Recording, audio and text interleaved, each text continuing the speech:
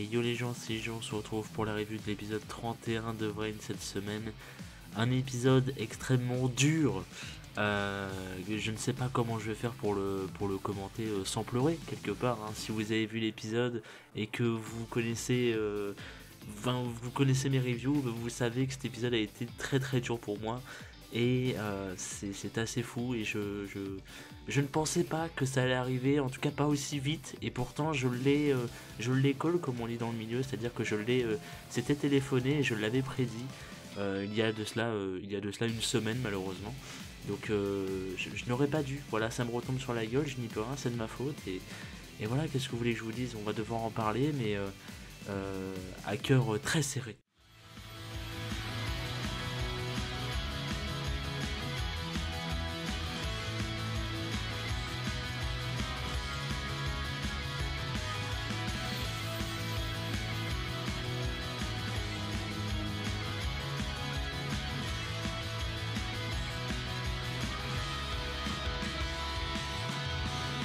Into the brains! Bon, ça a beau être un épisode vraiment terrible à commenter, j'ai pas mal de choses quand même à dire, donc on va quand même y aller directement.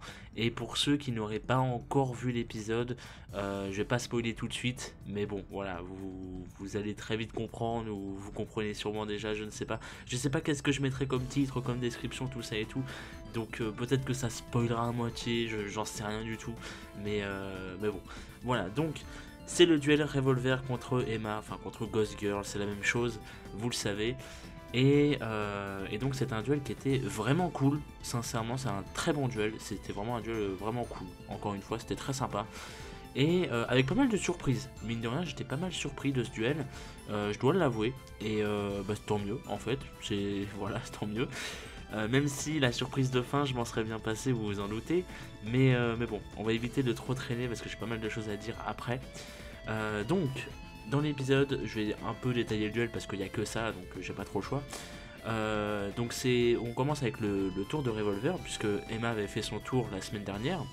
Donc Revolver enchaîne les invocations jusqu'à appeler son topologique Bomber Dragon, qui apparemment est le nouveau Ace de Revolver. Alors je vais vous faire une confidence, je ne pensais pas du tout que c'était le cas, c'est-à-dire que comment dire, Revolver a deux dragons, enfin deux gros dragons, il a le topologique et il a le comment c'est déjà son nom, le Barrel Load je crois, oui il me semble que c'est ça. Désolé, ça fait tellement longtemps qu'on ne l'a pas vu. Et du coup je me disais, bah, le vrai Ace, tu vois, c'est comme le Firewall, bah c'est le Barrel Load du coup. Et le topologique, on l'a vu une fois et on le reverra sûrement jamais. Enfin moi je m'attendais vraiment à ce qu'on le revoie pas, ou alors tu vois, juste comme ça, tu vois, mais vraiment pas en tant que Ace et tout. Et alors je peux vous spoiler ça, dans le duel on ne voit pas le Barrel Load. Et j'ai été très surpris parce que je me disais, bah il invoque le topologique et il va s'en servir ensuite pour invoquer Barrel Load, et pas du tout. Donc bon, mine de rien, pas mal, encore une fois, pardon, une bonne surprise, mais bon, voilà. Donc il invoque le topologique très rapidement dès son premier tour, et du coup Ghost Girl, elle, sait à quel point ce monstre est dangereux en fait, mais elle arrive quand même à annuler son attaque et son effet, donc c'est pas rien, elle avait bien tout prévu, Emma pour le coup, GG.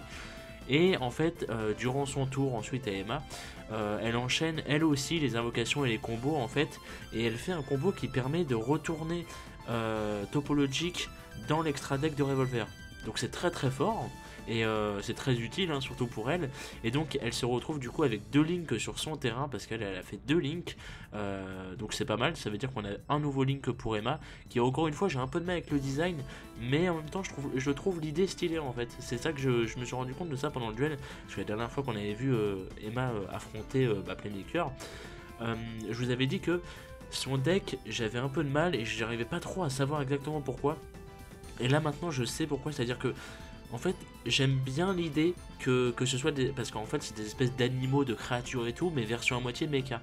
Et j'aime bien l'idée, mais le résultat, je le trouve bancal à moitié. Enfin, je sais pas trop comment expliquer, mais j'ai du mal avec le résultat. Mais l'idée est bien, donc voilà, il y a des bons trucs quand même. Et voilà, je voulais le dire tout simplement. Et donc bah, elle se retrouve du coup, oui, avec deux links sur son terrain, et elle peut attaquer directement Revolver, puisque lui n'a plus de monstre.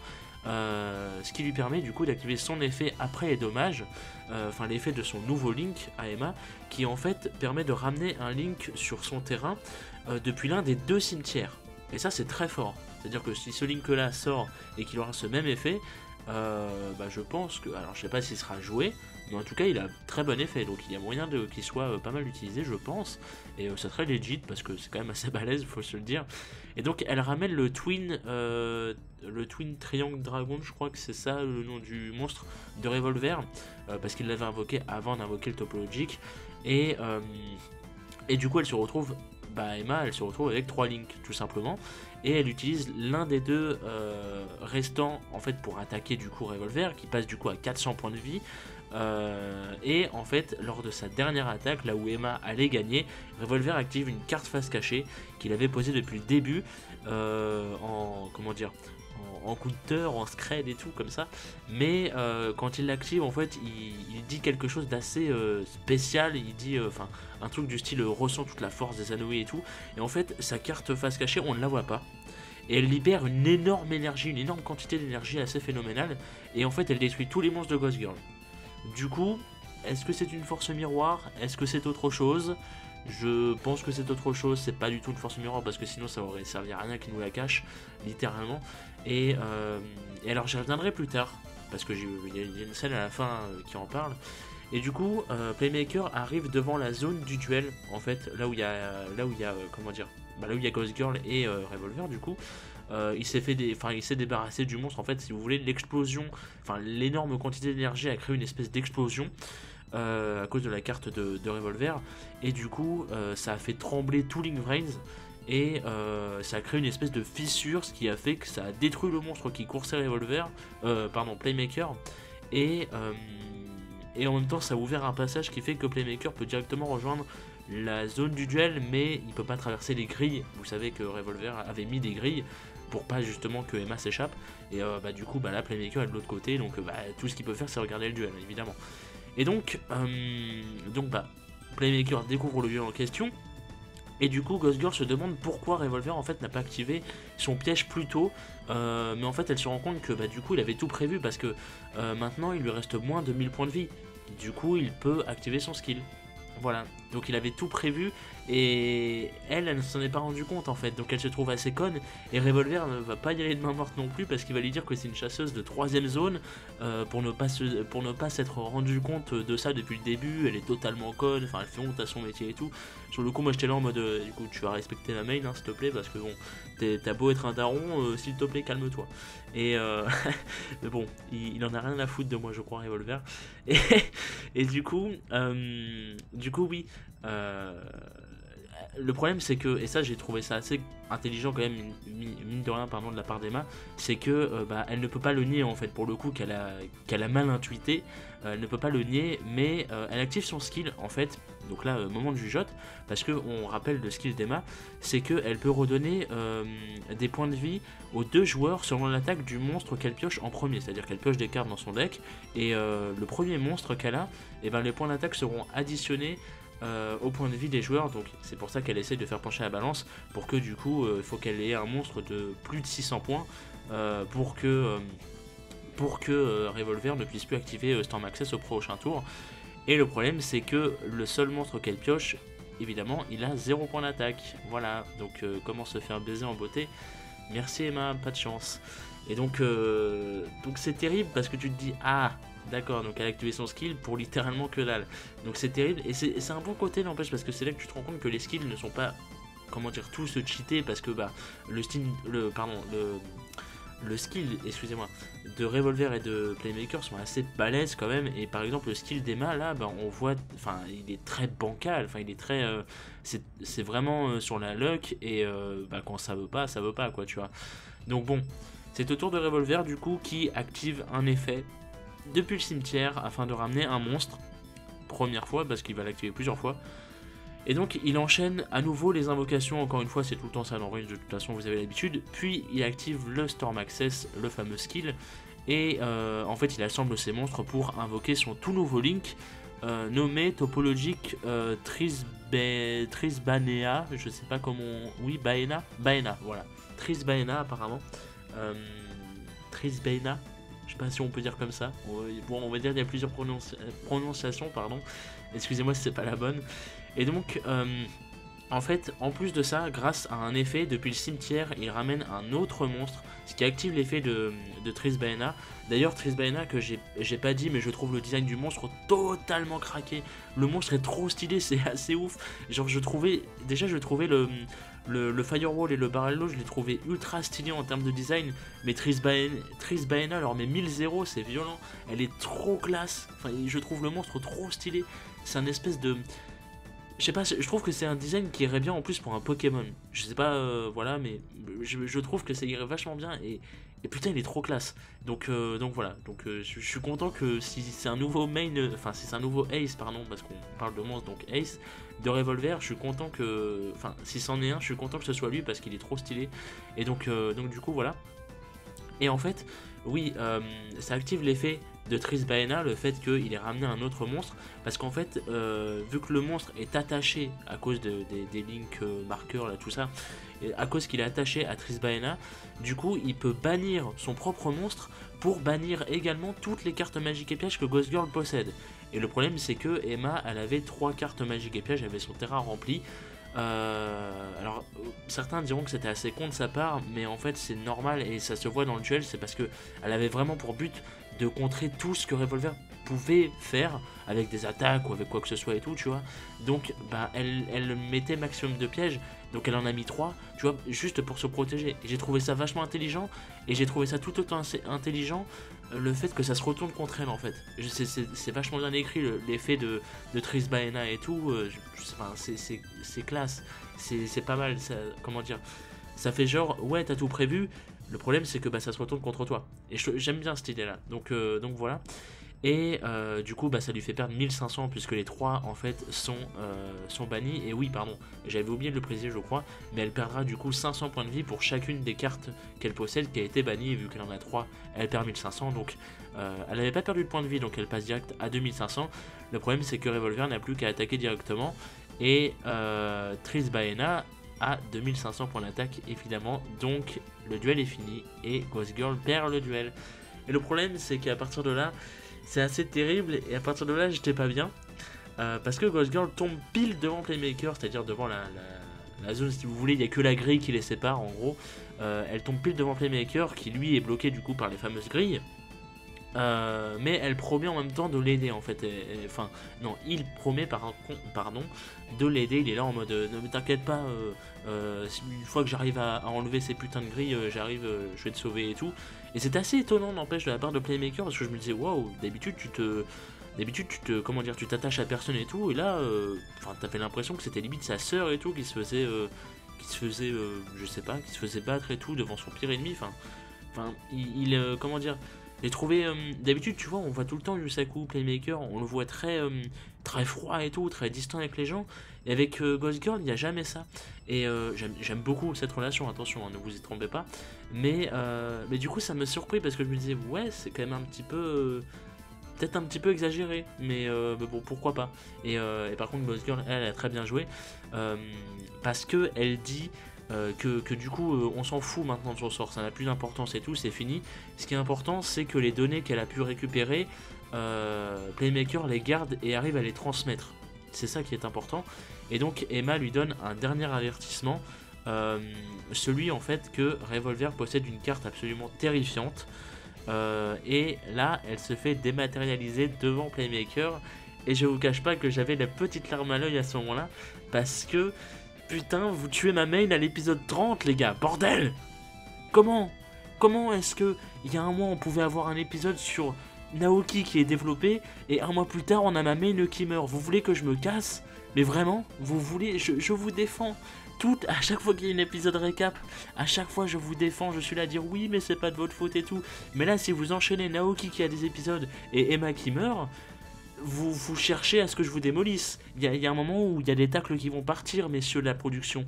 Ce n'est plus possible, les gars.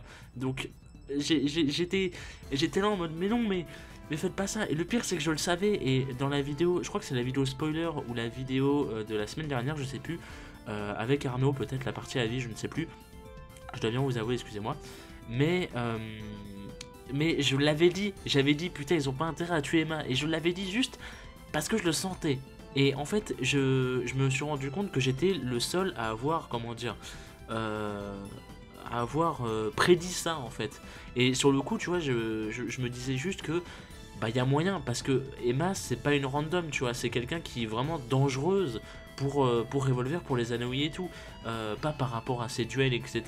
Mais par rapport au fait que c'est une chasseuse de secrets, enfin c'est une espionne, encore une fois. Donc c'est très dangereux pour les Anoui. Donc forcément qu'ils allaient pas juste la battre, il allait forcément avoir un truc, tu vois. Et c'est pour ça que je me disais, il n'y a pas intérêt à ce que Emma meure, tu vois. Mais le problème c'est que bah il n'y avait pas d'autre moyen. Donc c'était normal, et c'est pour ça que j'ai pensé ça. Et j'ai vu personne d'autre le penser, et je me disais, bah peut-être que du coup j'ai pas de soucis à me faire, tu vois. Bah si, voilà. Faudrait que j'arrête d'être devin comme ça, c'est terrible, hein, mais que voulez-vous. Non, plus sérieusement, c'est horrible. Surtout qu'elle se fait dématérialiser comme ça. C'est horrible, la scène est terrible. Et j'étais là en mode, mais non, mais pourquoi toi? Reviens vite. Et c'est pour ça que je me dis que l'arc là a intérêt à être fini avant, je sais pas, avant février-mars, parce que ne pas voir Emma pendant tant de temps, moi je ne peux pas, c'est terrible. Non mais voilà, on va retourner pardon dans l'épisode, dans le vrai épisode. Et donc oui, la fameuse scène que je vous parlais en début de review, c'est celle où elle dit justement que Revolver possède une carte terrifiante. Là j'ai pas compris parce que j'en ai vu pas mal dire ouais mais comment dire, ouais mais Revolver il a une force miroir et tout, et du coup il a une autre carte terrifiante, ça j'ai pas très bien compris et tout. Mais les gars, enfin vous êtes cons, comment ça se passe? Je suis désolé hein, si jamais il y en a parmi vous qui se sentent comment dire, qui ont eu ce cas là et tout, si c'est le cas, permettez-moi de vous insulter, hein, c'est la base. Mais non, plus sérieusement, je ne vous comprends pas. Je ne vous comprends pas parce que c'est un schéma classique. Surtout que la carte n'a pas été révélée en fait. La carte de Revolver n'a pas été montrée. Ça aurait été une force miroir, vous pensez vraiment qu'il l'aurait cachée? Quel aurait été un intérêt en fait? C'est en fait, et surtout que Revolver a pas dit juste j'active un piège et bam, tu vois. Enfin, il y a eu toute une formule, il y a eu toute une scène et tout, il y a eu toute une circonstance, ça a détruit toutes les cartes d'Emma et tout, ça a créé une énorme explosion, enfin ça a créé une immense, comment dire, il y a eu une grosse quantité d'énergie, voilà. Euh, Emma en plus renchérit la chose en disant qu'il possède une carte terrifiante. Ça va pas juste être une force miroir, une autre carte que personne ne connaît. Réfléchissez. Enfin, je dis ça parce que sur le coup, je me dis, mais les gens sont cons, c'est pas possible. Et voilà, donc la carte terrifiante que Revolver possède, c'est sa carte piège, qu'on ne connaît pas. Et que du coup, on va apprendre quand il affrontera Yusaku, évidemment. C'est normal. Et bon, par contre, j'ai hâte de voir parce que sûrement l'effet est totalement cheaté. Mais bon, voilà, c'est pour ça que l'effet, enfin, elle a attaqué, tous ces monstres ont été détruits, donc forcément tout le monde s'attend à une force miroir, c'est logique, c'est la base de tout mec de Yu-Gi-Oh! Va te dire ça, tu vois, c'est normal. Et donc du coup voilà. Et donc après cette fameuse scène horrible où Emma se fait dématérialiser, Revolver en fait apparaît devant le Playmaker et lui explique que Ghost Girl est finalement devenue un espèce de pilier qui sauvera le monde selon lui. Et en fait, à ce moment-là, la tour des Anoui est activée, et pour arrêter ce jeu, entre gros guillemets, il explique que Playmaker devra battre Revolver, devra le battre, et à ce moment-là, en fait, il y a le noyau de Vrains qui agit bizarrement, on rappelle qu'ils sont juste à côté, hein. Il agit très bizarrement et tout, ça secoue tous les Vrains, etc., ça fait pas mal de secousses, et à ce moment-là, par peur, Ignis fait déconnecter Playmaker parce que en fait Playmaker était là en mode putain mais reviens Revolver et tout, enculé, je vais te botter le cul, et donc du coup voilà, et Ignis l'a fait se déconnecter par force, et du coup la dernière scène de l'épisode nous fait penser que Vraids se fera sûrement entièrement détruire par une énorme explosion. Alors sur le coup tu ne comprends pas, en fait tu vois des trucs qui se forment avec un espèce d'énorme faisceau lumineux et ensuite tout explose. Donc d'accord, pourquoi pas. Donc à la semaine prochaine. C'est un petit peu bizarre mais bon voilà. Et donc la preview nous montre que déjà il y a des randoms dans Vrains qu'on va voir qui eux aussi vont se faire dématérialiser. Et en fait apparemment il y a une énorme crise dans le réseau, etc. Et l'espèce de tour dont parle le Revolver aurait apparemment enfin, serait en train d'absorber tout Vraids. Et ce qui expliquerait l'énorme explosion, ça serait que bah, ça expose tout, ça absorbe, voilà, pour avoir de l'énergie et tout. Donc voilà, ça peut également peut-être faire penser. Je me demande si ça va faire une espèce de remake de 5D avec le. Comment ça s'appelait déjà? C'est pas le supercalculateur, c'est dans Code Lyoko ça. Le réacteur NRD, je crois que c'est ça. Je crois que c'est ça. Il me semble que c'est ça. Et je me demande si ça va faire pareil avec Vraids, du coup, que va y avoir une espèce de gros cratère et tout, que, enfin, vous savez, il y a une énorme tour d'énergie, etc., et qu'il y en a tellement que ça fait une énorme explosion. Je me demande si ça va faire ça, il y a moyen. Donc, on verra bien la semaine pro.